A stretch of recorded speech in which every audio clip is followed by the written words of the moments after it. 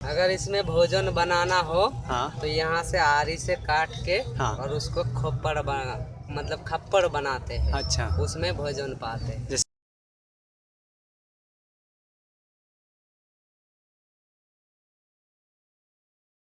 जितने भी जैसे ये साधु जैसे होते हैं अघोरी वगैरह, तो जैसे भूत प्रेत पकड़ने के लिए जो जादू मंत्र होता है, तो मतलब इसके लिए भी कोई साधना या तपस्या की आवश्यकता? सीखना पड़ता है, शिक्षा है। शिक्षा है ये? शिक्षा है। अच्छा, अथर्ववेद में जो काले जादू का और उसी का पार्ट है ये? हाँ। अच्छा, तो बंगाल के बारे में कुछ बताइए, जैसे आप अपने वहाँ किस तरह सा चल रहा है, क्या है सरकार के बारे में या किसी भी चीज़ के बारे में जो आप बोलना चाहते हैं?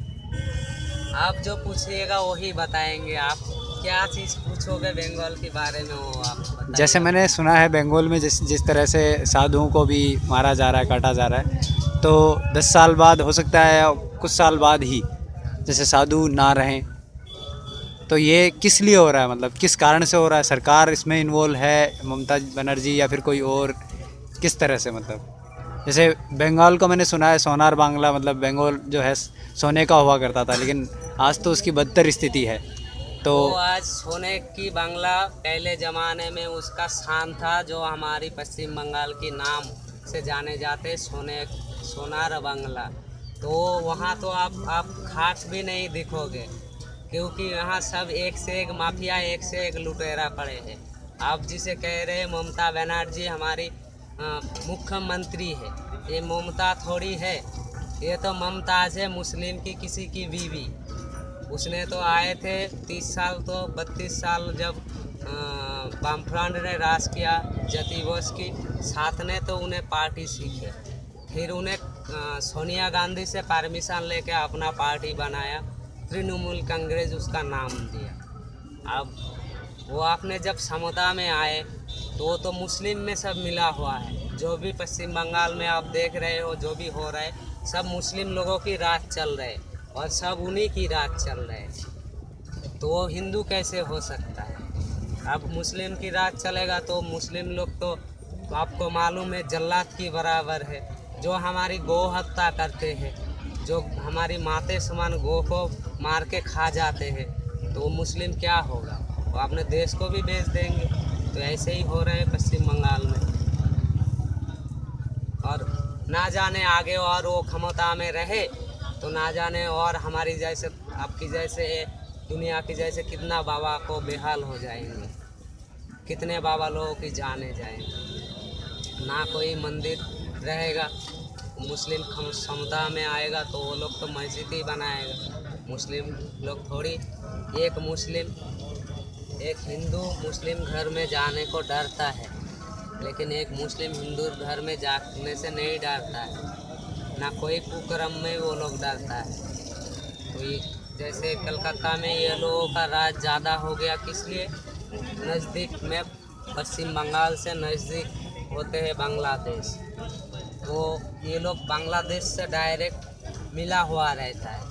इधर वो लोग कुकर्म करके और बांग्लादेश जल्दी पहुंच जाते हैं, क्योंकि कलकत्ता से अगर कोई व्यक्ति सोचे तो 4 घंटे के अंदर बांग्लादेश पहुंच सकता है। तो कलकत्ता में कोई भी कुकर्म करके उनको पार्टी लेवल द्वारा भेजा दिया जाता है, फिर वो अच्छे इंसान के ऊपर वो दावा पेश किया जाता है। यही है पश्चिम बंगाल की कहानी। और भी कुछ जानना चाहो तो बताओ।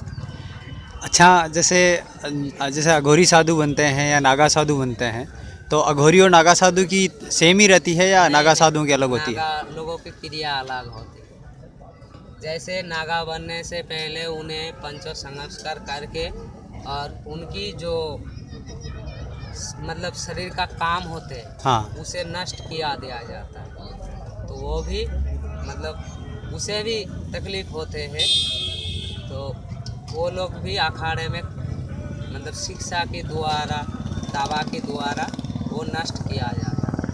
अच्छा। नागा संस्कार अलग है, अघोरी अलग है। मतलब अखाड़े में तो आपको 54 अखाड़े दिखते हैं, तो सबसे खतरनाक होते हैं नागा।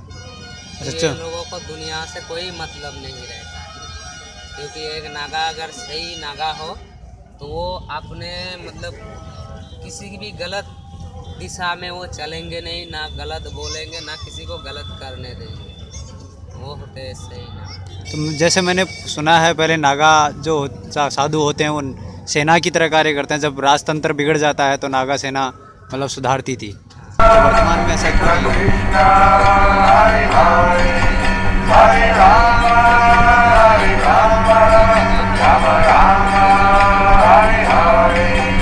आएंगे।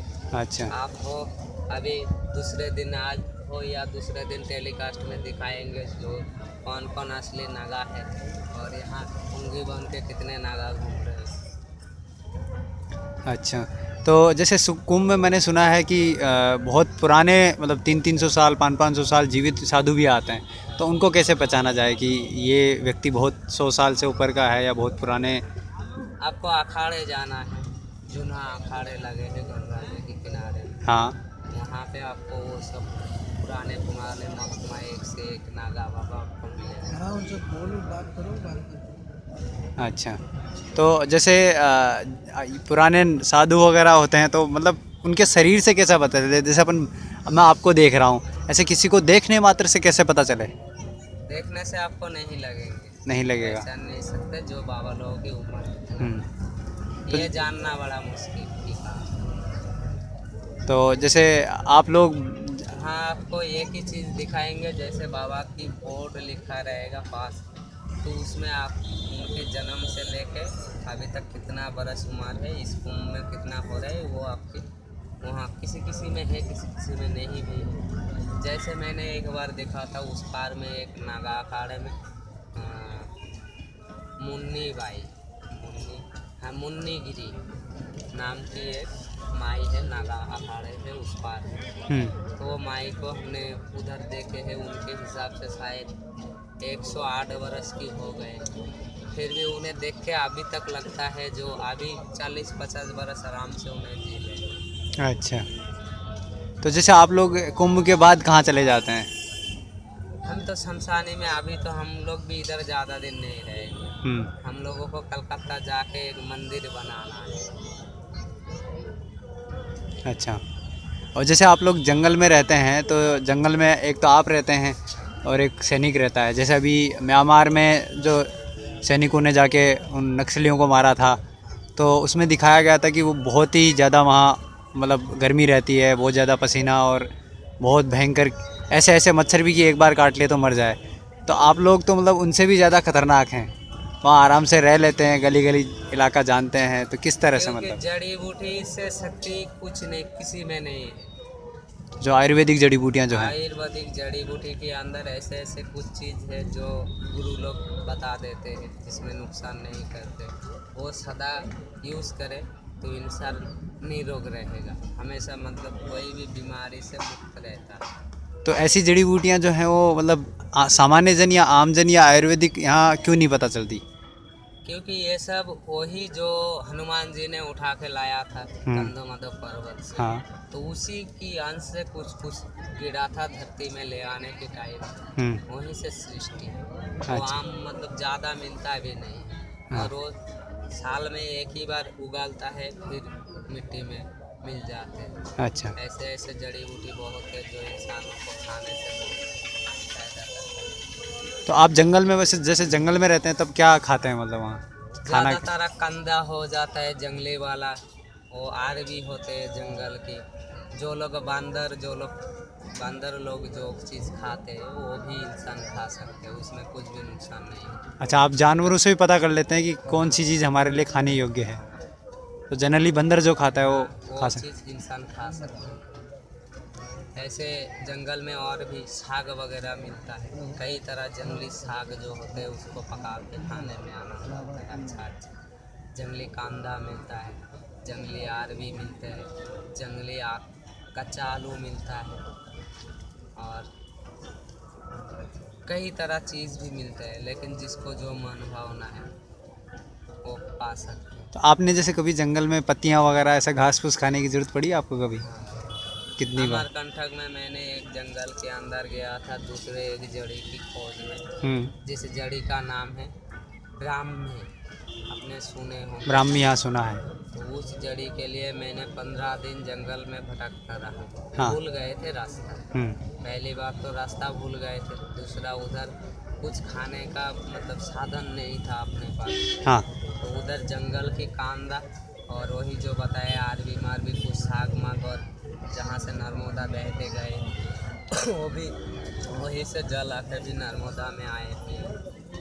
तो वही जल में अपना सब कुछ साग माग ले आके और वही किनारे किनारे लकड़ी की तो जंगल में कमी है नहीं, अपना भोजन बना के पाते। तो जैसे जंगल में जब खो जाते हैं तो फिर वापस आने के लिए किस चीज़ की सहायता लेते हैं आप? वही अपने एक किसी तरह सूरज की एक दिशा में चलते हैं। हाँ। तो किसी तरह एक दिशा सुबह ठीक कर लेंगे तो वो कहीं ना कहीं जाएंगे।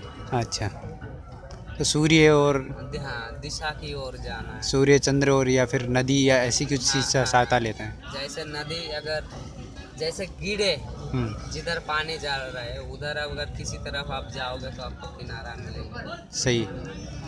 ऊपर की तरफ जाओगे तो आपको मिलेंगे नहीं। तो प्राकृतिक जो चीज़ें होती हैं उसका इस्तेमाल अच्छे से करते हैं। ओके।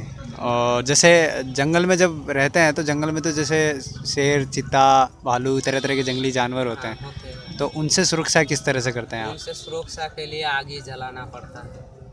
और कोई अच्छे से कहीं से ज़्यादा करके आग लगा के आग जला देते तो कोई जानवर अग्नि से नहीं। हाँ, वो तो रात में सुरक्षा हो जाती है, तो पर दिन में जैसे कैसे सुरक्षा रहती है? दिन में तो कोई आज तक हमें मिला नहीं। अच्छा, सुने हैं, दूर से देखे हैं, लेकिन पास आने से उससे भी डर लगता है। डर नहीं है। जैसे पहाड़ की खाई है, हमने हाँ। इस पहाड़ में है तो दूसरे पहाड़ में देखे, हाँ। ऐसे आज तक नहीं, ऐसे मुलाकात नहीं हुआ। उधर हुआ था एक बार कामाख्या देवी में, जैसे एक बकरे था तो हम लोग ऐसे खुला में सोते थे तो बकरे को रातों रात उन्हें चबा गया, मेरे पैर के पास था। अच्छा। तो नींद में फिर वो चबा के वहीं पे बैठा था। हाँ। तो नींद में मेरे को लगा जब बकरे इतना छोटा, बकरे इतना बड़ा क्यों लग रहा है। तो मैंने उठ के देखा तो वो भी बल्ब भी जल रहा था वहाँ भुवनेश्वरी माई के पास, जो कामाख्या से सबसे ऊपर में है। देवालय की एक क्या कहते हैं उसे, देवालय की द्वारा एक वहाँ बड़े प्रोजेक्ट में रूम बनाया जा रहा है, तो वही बिल्डिंग के नीचे हम खुला में सोए। तो वहाँ हर रोज शेर आते रहते हैं, लेकिन वहाँ का एक खूबी है, वहाँ के शेर इंसान नहीं खाते। वहाँ की शेर जो है मतलब कुत्ता ले जाएंगे, बकरे लेके जाएंगे, आज तक किसी को इंसान को नहीं खाया कामाख्या देवी के शेर। अच्छा, ये मंदिर का प्रभाव है। हाँ, ये कामाख्या देवी की प्रभाव क्षेत्र में। वहाँ मैंने एक देखा नहीं हूँ, लेकिन वहाँ की एक बुजुर्ग बाबा से मैंने एक कहानी सुना था, जो वहाँ की फॉरेस्ट लोगों ने वहाँ कोटिलिंग बोल के 10वां विद्या के अंदर कोटिलिंग बोल के भी एक शिव जी का बड़े मंदिर है, जहाँ हर सोमवार को भंडारा होता है। तो वहाँ पे मतलब शेर की डेरा है, तो वहीं से डेरे से सब बाघ को, शेर को सब पकड़ के ले गए थे वन दफ्तर। तो उसका जो बड़े ऑफिसर थे उनको रातों रात माँ ने कहते हैं, ऐसे हमने थोड़ी देखे नहीं, जो माँ ने सपना दिया तो वो 3 दिन बाद जितना शेर को पकड़ के ले गया था फिर वापस छोड़ के गया। जब छोड़ने आया था तो लोगों ने सब उनसे पूछा, तब उन्हें ऐसे बताया जो हमें माँ ने आदेश किया है हमें छोड़ जाने के लिए। तब से ये बाघ भी जैसे शाम की बाद इंसान के पास से जाएगा आएगा, लेकिन आज तक किसी को छुआ नहीं। इस तरह से कामाख्या जो देवी का मंदिर है वहाँ पे ये प्रभाव है। अभी भी माँ की प्रभाव वहाँ है, लेकिन वहाँ की जो पंडा लोग है सब वो भी लूट रहा है पैसे। यहाँ की पंडा लोग भी एक भी ठीक नहीं है। हाँ, ये लोग पैसे के लिए सबसे बड़ा बात तो कहते हैं कामाख्या माई की वो जो दर्शन होते हैं वो दर्शन किसी ऐसे आम आदमी को करना नहीं चाहिए। वो दर्शन वही कर सकता है जो आपने संसार या मतलब स्त्री से सहवास से दूर हो गए हैं, वही वो दर्शन कर सकते हैं। तो वहाँ के पांडे लोग पैसे के लिए सबको क्या कहते हैं, बाबा माई की दर्शन करो। आप अगर पूछना चाहोगे क्यों, तो मैं इस जवाब भी दे सकता हूँ क्यों। क्योंकि तो बाबा कामाख्या देवी के दर्शन क्यों नहीं करने चाहिए, जैसे आपने बताया? जैसे मान लो ये 51 खंड में सबसे महत्वपूर्ण खंड है, जहाँ माते की जोनी गिरा था। तो किसी का माते हो, पिता हो, बुढ़ापा हो गए होते हैं, तो संसार में यही नियम है। तो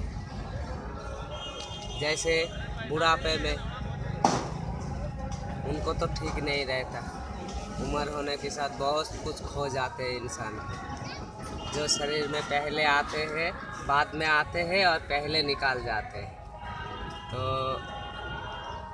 जैसे आप कहीं गए हो, आके देखे हो बुढ़ापा में अपने माता कई वस्त्र नहीं है, तो आपने एक बार झाँक लिया, दूसरे बार आपकी मन से आप झाँकोगे या कपड़े ओढ़ोगे? कपड़े ओढ़ेंगे। तो मेरा कहना यही है, वो जोनी कुंड से दर्शन करने से अच्छा तो उसको परिक्रमा करना चाहिए।